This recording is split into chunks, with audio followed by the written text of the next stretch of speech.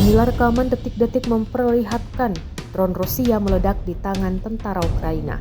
Rekamannya diunggah di Telegram pada Sabtu 25 Januari 2025. Dalam keterangan unggahan disebutkan di wilayah desa Ulakli, drone FPV Rusia terbang ke ruang istirahat angkatan bersenjata Ukraina, namun tidak langsung berfungsi.